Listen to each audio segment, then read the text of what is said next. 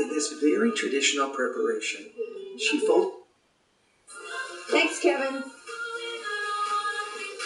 All right, next week on American Idol, Lady Gaga, she's going to debut her Judas video. It's taken a lot of flack from the Catholic Church for its lyrics, common theme, lyrics causing an uproar in communities and families. I know our producer's grandparents, Kim, always told her mom she couldn't listen to the Three Kingsmen's Louie Louie in the 60s because it was, quote, dirty. And our EP's grandmother, she didn't like Elvis's hips. Doesn't matter what your generation, we all have one. Prince Charles Alexander from the Berklee School of Music joins us now. We appreciate that. Now, we've all been in the car with our kids. I know I have. There's some teenage girls. Song comes on the radio that they love, and I find at times can be offensive.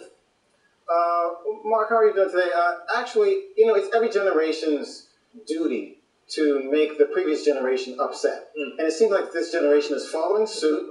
I think they've actually stepped over the line a bit, but, you know, it is their duty. They were looking for something. This generation was looking for something where they were looking for that line that they could cross. And with internet clutter, it seems like profanity, lewdness, the areas where they can actually come in and kind of make us angry. Well, do you know, Prince, I think it's interesting because before we had 8 tracks. Yeah. And we just had an auditory way to process this stuff. Now we have a visual way, married with that auditory. And all the other things. And all of those things. And then you think, okay, maybe that's why it seems worse than it was? You know, I think it's just because we have so much access to information. Madonna did some profane things with the Papa Don't Preach video. Cat Calloway did the Reefer Man. Prince did some things I can't even mention on television.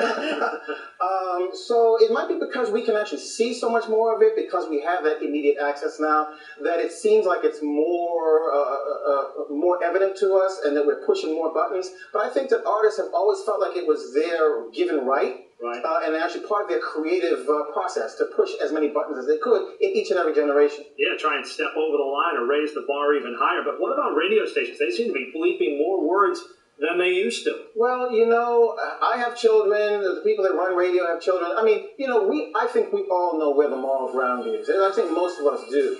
And there does come a point where, you know, I can't even do this because I've got a 2-year-old in my car, a 3-year-old in my car. So as long as that holds up, as long as the people that run radio kind of get that sense of it, then you will see this bleeping of and this censoring of material, which, you know, for me, I'm a parent, I feel that it should be that way. You do. Let me just say, do you think it was worse then? Is it worse now? What do you think?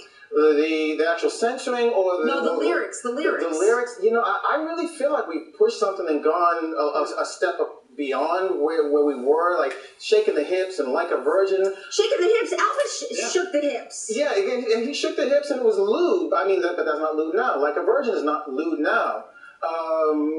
So maybe the song that CeeLo did, Forget You, you know, will maybe one day not be lewd.